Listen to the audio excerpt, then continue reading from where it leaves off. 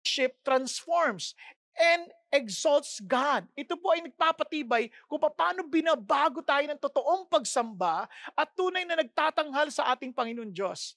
Kaya ngayon po sa unang bahagi ng ating serye, gusto ko pong diinan sa atin ang ating pong authentic worship. Authentic worship, ang totoong pagsamba.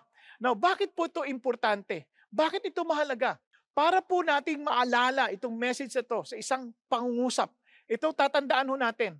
Authentic worship brings peace which is beyond comprehension. Bakit ko po diniinan tong peace na ito?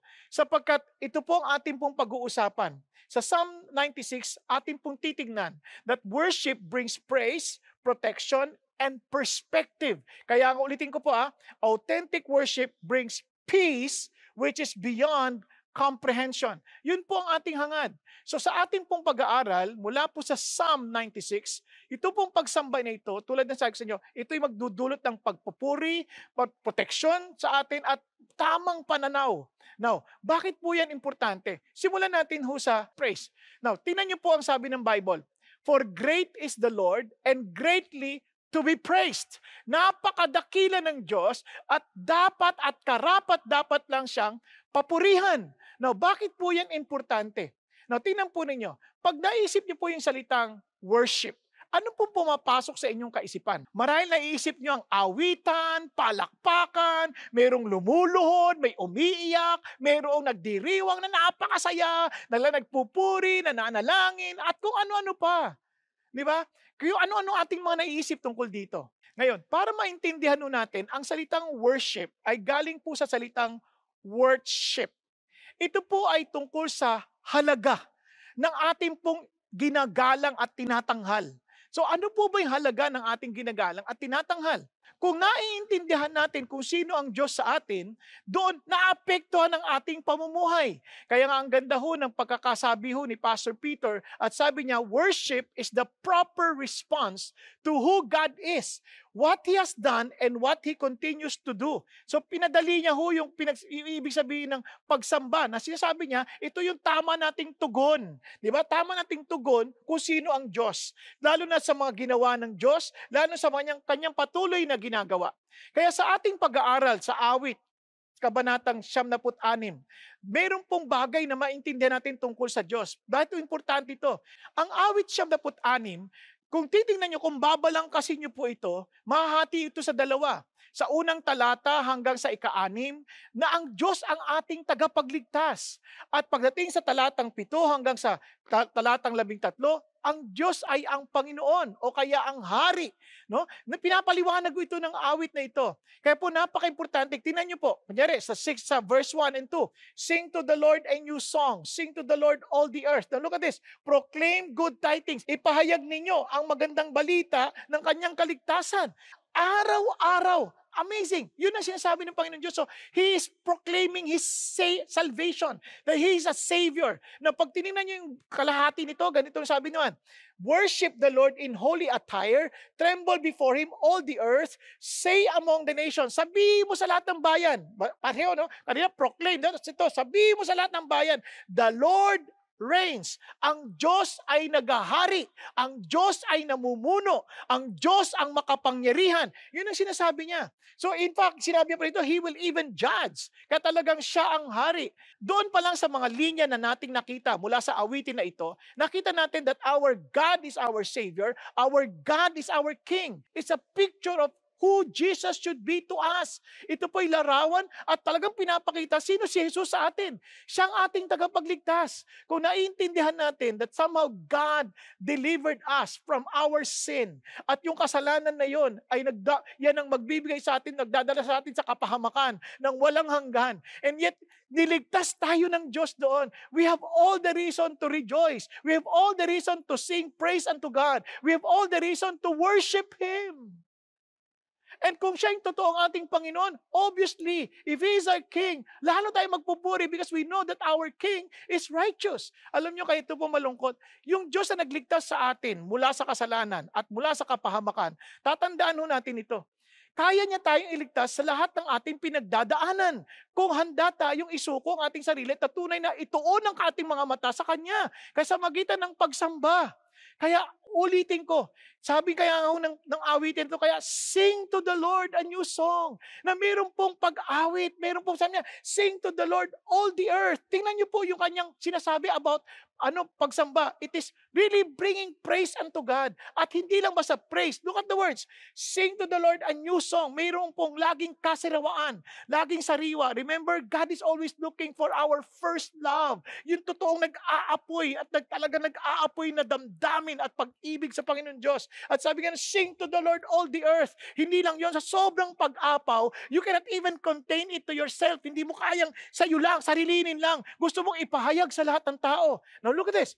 Sing to the Lord, bless His name. Talagang purihin ang Panginoon Diyos. And look at, sabi niya, and proclaim. Ipagsabi mo ang kanyang mabuting balita ng kaligtasan sa araw-araw.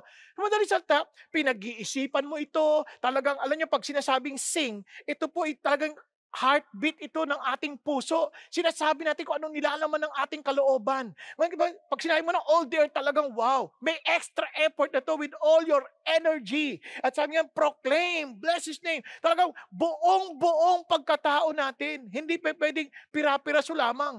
Kasi sabi niya, kaya ito po'y napaka-importanting bagay. Whenever we have experienced victory, na nakaranas tayo ng tagumpay, ine-express natin yung ating saya sa magitan ng awitin. Kaya sabi ng Lord, sing, rejoice, as in, celebrate to the Lord. Yun ang pagsamba.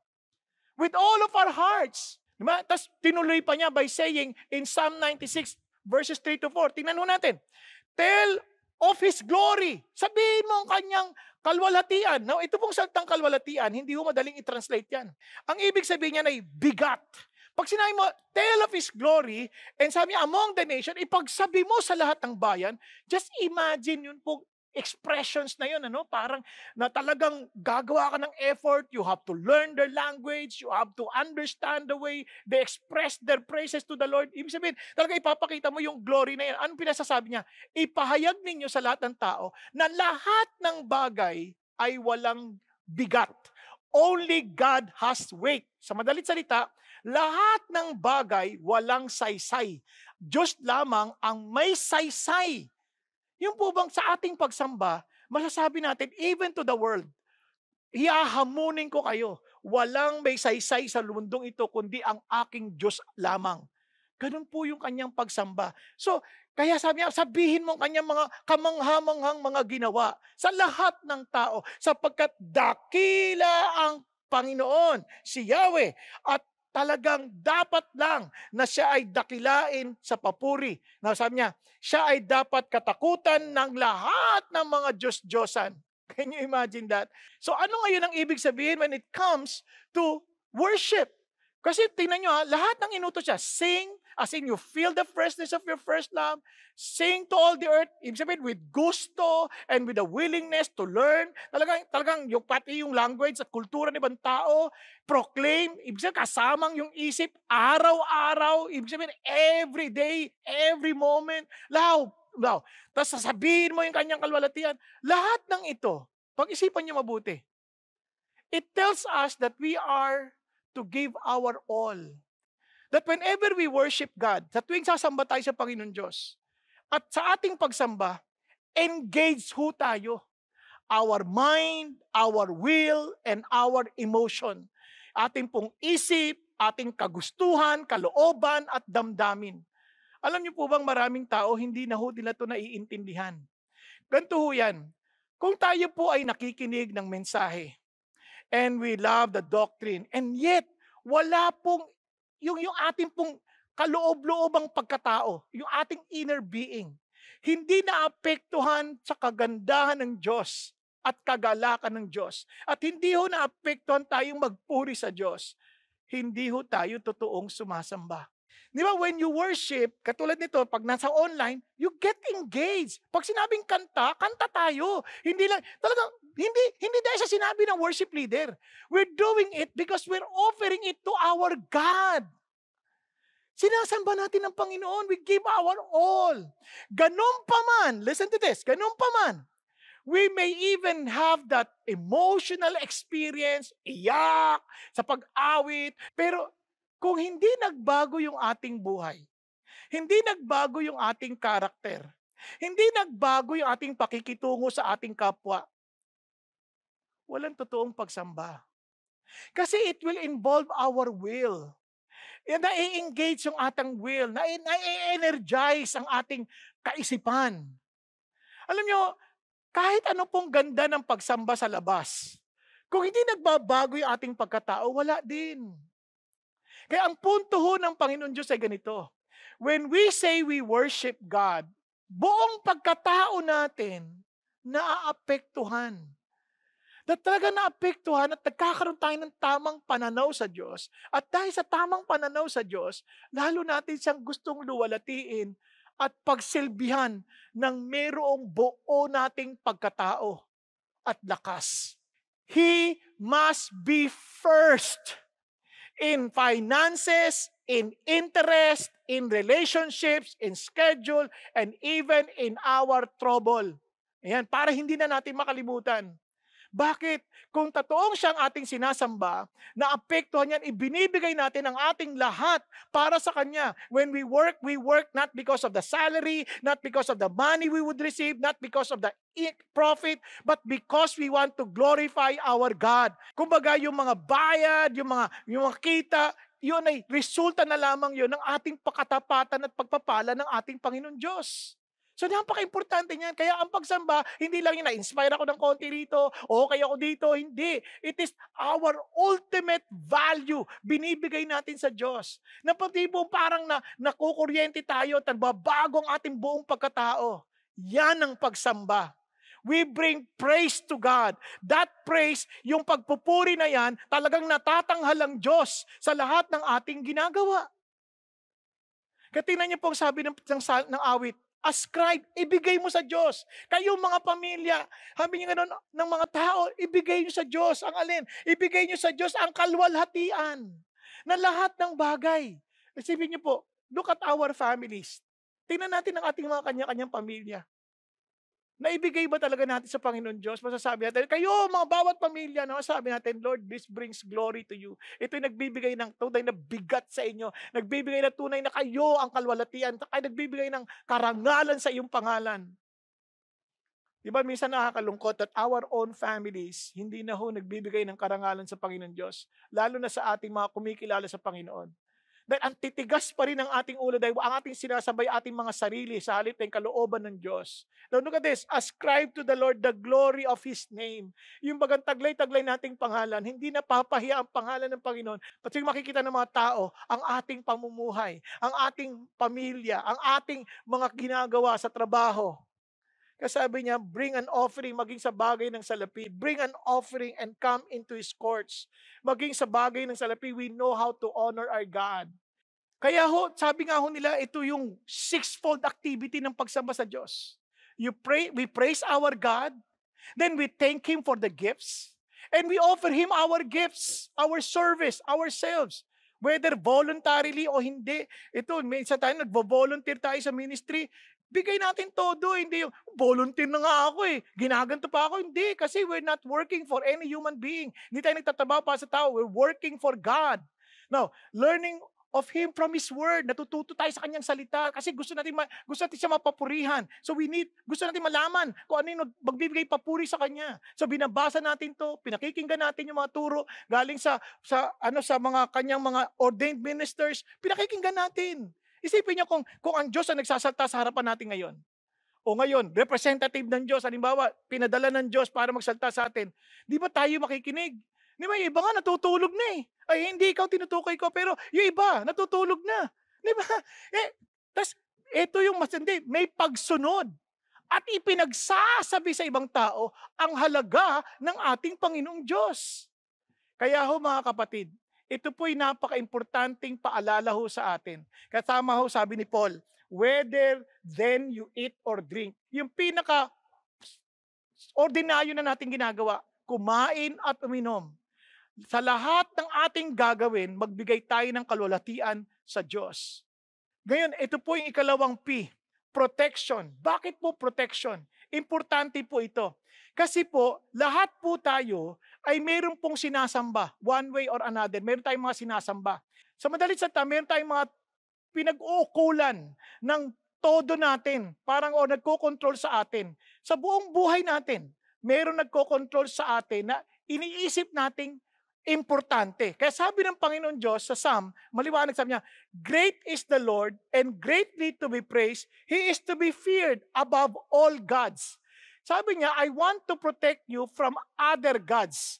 Bakit po importante? Tulad na sinabi sa inyo kanina, lahat tayo, meron tayong mga sinasambang ibang bagay. Isasabi niya, hindi naman ako religious ah. Paano mo sasabihin yun? No, pakinggan niyo po sasabi ng Panginoon. "For all the gods of the peoples are idols, but the Lord made the heavens." Isa lang ang naglikha sa langit at lupa. Si God lang. "Splendor and majesty are before Him. Strength and beauty are in His sanctuary." Sa Kanya mo lang matatagpuan lahat ng mga hinahangad mo. Now, listen to this. Tulad na sinabi siyo kanina, ang mundo ay nahati lamang sa dalawang uri ng tao. Hindi yung sumasamba at saka hindi. Hindi yon. Ito ay yung mga sumasamba sa mga maling bagay na sisira sa kanilang buhay. O yung sumasamba sa totoong Diyos na siyang magkakaloob ng totoong satisfaction sa kanilang buhay. Now, listen to this. Yung mga ibang Diyos, maliban kay God, kapag tayo sumasamba, nagbigay tayo ng ating pagpapahalaga sa anumang bagay na hindi ang Diyos, sisira ito sa atin. Sisira ito sa ating buhay. No, anong ibig mong sabihin? Now, listen to this. Tulad na sinabi siya kanina, sabihin, hindi naman ako religious, hindi ako sumasamba. Ito po, napagandang bagay. Sabi ho ni Becky Pippert. Si Becky Pippert po ay meron pong sinulat na aklat. At ito po yung paraphrase po ni Dr. Keller. Sabi niya, "Whatever controls us is our Lord." Ano man ang nagko-control sa atin, yan ang ating Panginoon. Kapag ang tao po ay naghahanap ng kapangyarihan, ibig sabihin, controlled siya ng kapangyarihan. Kapag ang tao po ay naghahanap ng acceptance, ibig sabihin, naghahanap siya ng acceptance mula sa ibang tao. Kaya iba sa atin, ang Diyos natin ay hindi napapansin, yung mga likes, ganyan. Parang gusto ko sa atin, yung likes, ganyan. Parang we want acceptance. Kaya yung ating inahabol natin, ilan na nanood sa aking video, parang hinahanap natin yun kasi we're looking for acceptance. Now, kung ganun tayo, nakokontrol tayo nito. Kasi ito po isang tiyak na bagay. Hindi natin kinokontrol ang ating sarili. Kinokontrol tayo ng ating Panginoon sa buhay. Now, are you following? Kaya iba-iba ang ating Panginoon. Kung hindi si God, obviously, mayroon tayong ibang Panginoon. Iba ang kinokontrol sila ng kaligayahan or ng pleasure. Isip nila kung ano yung pleasurable, yun ang kanilang gagawin. Yun ang nagkokontrol sa kanila. Kaya ito po'y dapat nating maintindihan. Dapat nating maunawaan. Hindi tayo pwedeng magsumamba sa Diyos ng tama nang hindi natin nakikilala yung totoong problema o kanino natin inuukol yung pinaka-importanting bagay sa buhay natin. Kasi ang proseso ng totoong pagsamba sa Diyos ay unang maunawaan natin muna kung ano yung ating kasalukuyang pinapahalagahan. At upang mailipat sa totoong Diyos, kasi yung pinapahalaga natin ngayon, hindi naman niya magtatagal eh. Iba, pinapahalagan asawa, na parang pag nawala na yung asawa, wala na akong buhay, wala na akong kinabukasan. Hindi, yun ay, kahit ayaw sa ayaw mo, yung asawa mo, hindi yan permanente, hindi yan eternal. Kaya pwedeng mawala yan. Nasusundan po natin. Iba ang sinapahalagan, anak. Hindi naman yan eternal. Yung anak mo hindi yan eternal. Kaya sabi niya, pag namatay na anak ko, wala na ako. Hindi, ilipat mo yan sa tamang Diyos kasi it will distort you. It will destroy you. Sisirain tayo niyan. Kailangan natin ilipat, kaya kailangan natin ma-recognize ano ba itong pinapahalagan ko at ilipat natin yung pagpapahalaga na yun sa Diyos. Yun ang ating kailangan maintindihan. So, paano natin kailangan i-recognize yan? Kaya ang babala ni Ezekiel ganito, pakinggan nyo mabuti. Sabi ni Ezekiel, "Therefore say to the house of Israel, thus says the Lord God, repent and turn away from your idols." Talikuran mo yung idols mo and turn your faces away from all your abominations. Yan ay karumal-dumal sa Diyos. Now, listen tingnan nyo pa. Sabi niya, "For anyone of the house of Israel, or of the immigrants who stay in Israel, who separates himself from me," sabi niya, "sets up his idols in his heart." Minsan akala natin yung idol, yung parang nilagyan natin yung rebulto sa harapan natin. Hindi. Ito yung mga Diyos ang pinapahalagahan natin na nagko-control sa ating buhay na nilagay na natin sa ating puso. Yun ang nakakatakot na bagay. Kailangan ma-identify natin yun. Na paano natin ma-identify? Listen, ang idol is anything that takes the place of God in our life. Yan po ang Diyos-Diyosan natin. Kung ano po yung pumapalit doon sa lugar dapat ng Diyos. Yung bang bagay na talagang sabi natin, kung meron lang ako to, sasaya na ako. Yung ganyan. Kung magiging meaningful na buhay ko. Pag ito, parang ito nawala, wala na akong kinabukasan. Then alam mo na kung ano yung idol mo sa buhay. Maaring pamilya, maaring karera, o yung trabaho mo, even sa ministry, di ba? Or marriage, or children, marami. Reputasyon. Kaya gusto kong i-test natin, kasi marami ho yan. Minsan, ating sariling ideas, belief, di ba? Convenience is an idol. Kaya maraming tao, pag hindi na conveniente, ayaw na. Meron siyang mga ideas. Katulad doon, may narinig ako, hindi ako magse-service hanggat hindi tayo nagtitipon sa sanctuaryo. Now, friends, ang totoong pagsamba sa Diyos, hindi naman sa lugar eh. We are to worship God wherever we are. Every day is a worship day. Hindi lang ho yan linggo, araw-araw ay pagsamba sa Diyos. Di ba? Lahat ng bagay na ginagawa natin ay pagsamba sa Diyos. Pati pag-CR, pati pag-inom, pati pagkain. Bakit? Whether you eat or drink, glorify the Lord. Whatever you do, do it heartily unto the Lord. Lahat ng bagay na yan ay pagsamba. Minsan meron tayong kasanayang practice na parang pag hindi ganun yung practice, ayaw na natin. Telepono is a great idol. Di ba? Telepono. Iba, makakalimutan nila lahat ng bagay. Wag lang ang phone. Di ba?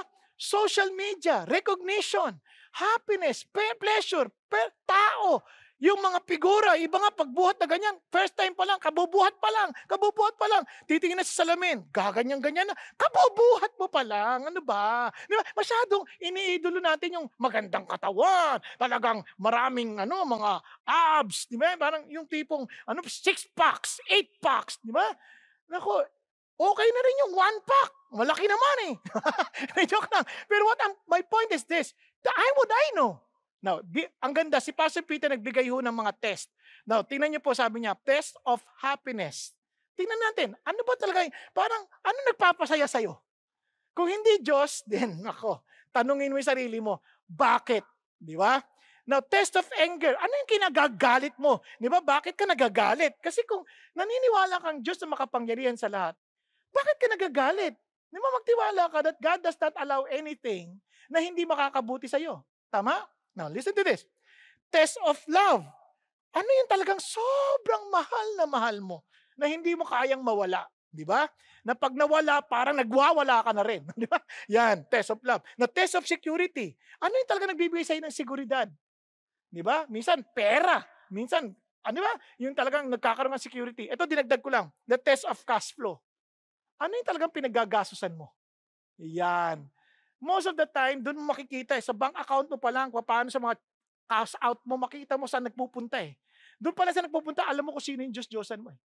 Kaya yun ang tanong mo, sino yung talagang Diyos mo sa buhay? Anything that takes the place of God, yan ang ating idols.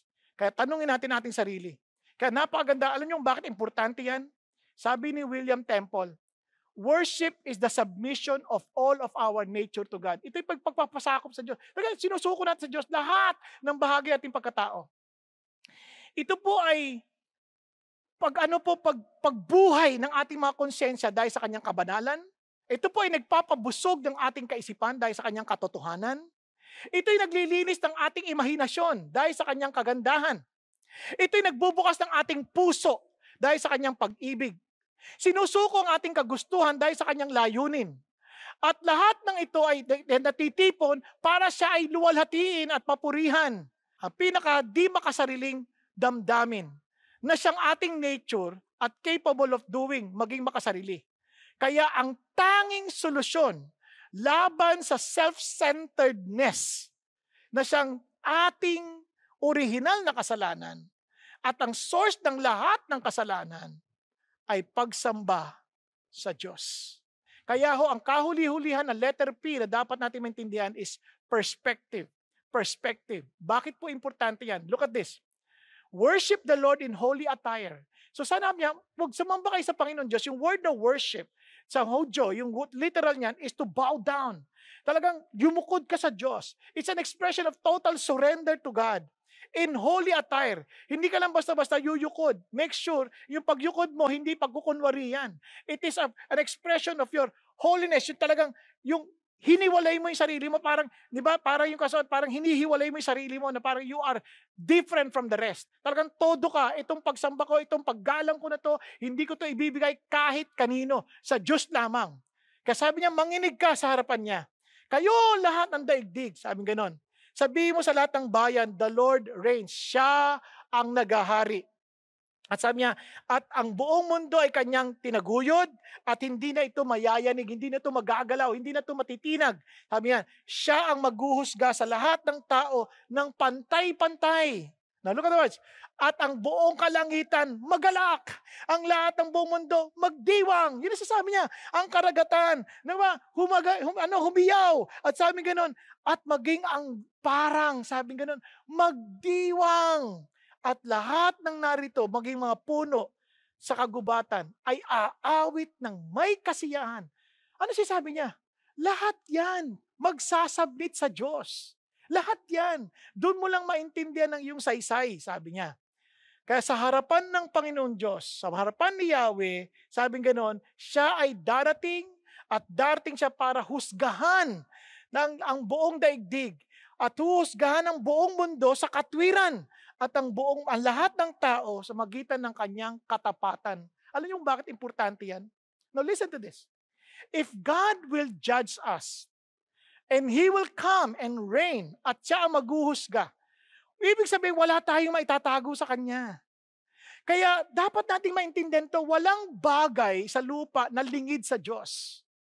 Kaya nga, ang sabi ng Panginoon, we are to worship Him in spirit and in truth. Tingnan nyo, sabi ng Bible, an hour is coming and now is when the true worshipers will worship the Father in spirit and in truth. Kasi wala namang lingid sa Diyos eh. No, alam niyo yung konteksto na to? Exactly, itong babae na to, itong Samaritan woman na to, kumukuha, nag-iigib, katanghila yung tapat. Si Jesus humingi ng tubig. At sabi niya, pagkatanggal na pag-uusap niya, sinabi niya, sige, tawagin mo yung asawa mo. Wala ko asawa. O sa totoo lang, hindi mo ang asawa yung kasama mo ngayon. 5 na naging asawa mo eh. At yung asawa mo ngayon, hindi mo asawa. Nagulat siya, nalaman niya. Na bigla niyang inibay usapan. Actually yan, hindi niya talaga inibay usapan. Kasi ito yung talaga sagisag ng pagsamba. Ano sabi niya? Kami po ay sumasamba sa Mount Gerizim.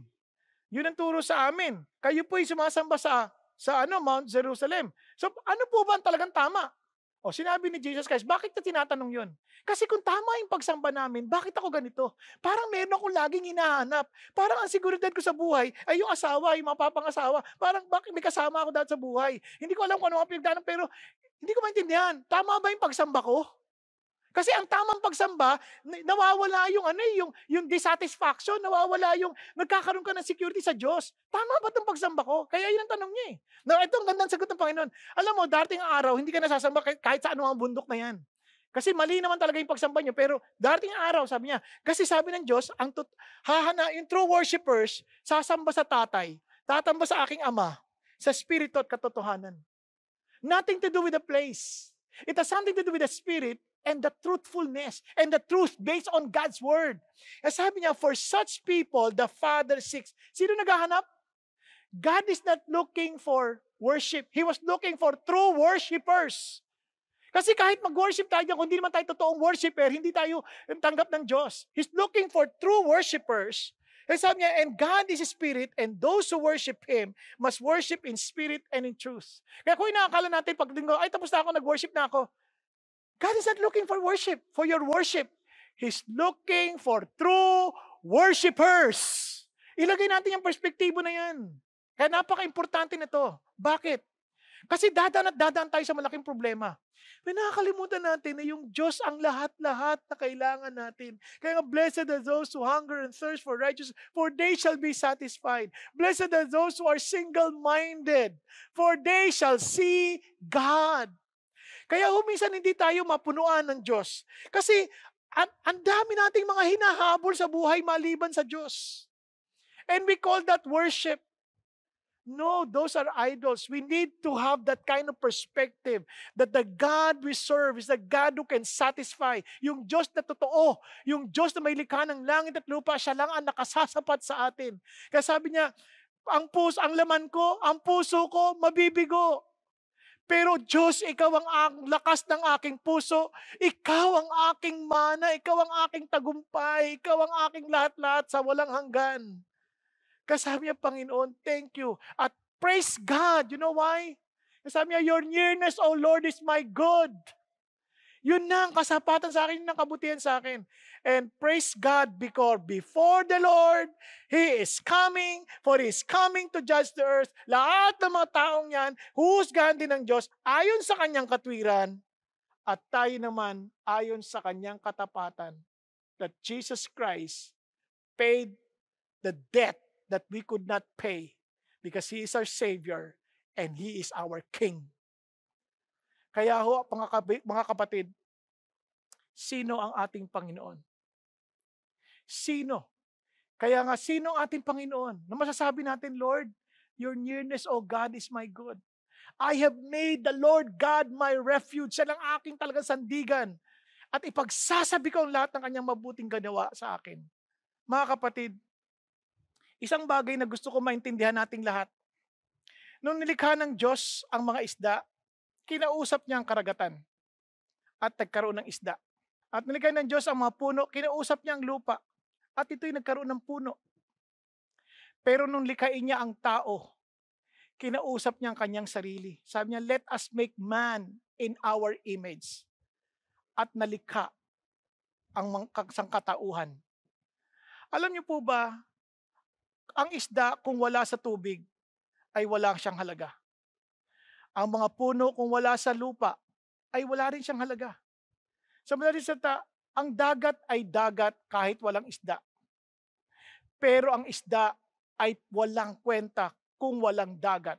Ganon din ho ang puno. Ang lupa ay lupa kahit walang puno. Pero wala ang puno kung wala ang lupa. Ganon din tayo sa Panginoon Diyos. Dahil nilikha natin mula sa Panginoon. Ang Diyos ay Diyos kahit walang tao. Pero ang tao ay walang saysay kung walang Diyos. Ang tanong, siya ba ang iyong Panginoon at siya rin ba ang iyong tagapagligtas at hari? Siya ba ang hari ng buhay mo? Siya ba ang Panginoon ng buhay mo? Na masasabi mo, yes, I will sing to the Lord with a new song. Niligtas niya ako. Yes, I will sing the song for all the earth. I would like everyone to know what the Lord did to me, the salvation I received, and I will proclaim it day by day. Mga kapatid, kung hindi pa yan totoo sa iyo, bakit hindi ka magpakumbaba? Sabi mo, Panginoon Diyos, matagal ko na pong ginudiyos ang aking sarili. Sinusunod ko lang kung anong gusto ko. Ginagawa ko lang kung ano yung nararapat sa akin, na alam ko magpapasaya sa buhay ko. At Panginoon, patawarin ho ninyo ako. Kasi batid ko rin na habang hinahabol ko yung gusto ko, habang pinipilit kong pasaya ng sarili ko, lalo po ako nalulugmok sa kawalan. Lalo po ako nalulugmok sa emptiness. And Lord Jesus, sinusuko ko pong buhay ko sa inyo. Dahil alam kong kayo lamang po ang tagapagligtas. Kayo lamang po ang banal. Kayo lamang po ang nabuhay ng matuwid. Kayo lamang po ang namatay sa krus na Kalbaryo bilang kabayaran ng aking kasalanan. At kayo lang din po ang nabuhay na magmuli. At dahil dito, binibigyan niyo rin kami ng buhay na walang hanggan. Kaya Panginoon Jesus, pagharian ninyo ko. At tulungan niyo kong talikuran ko ang lahat ng aking mga idols.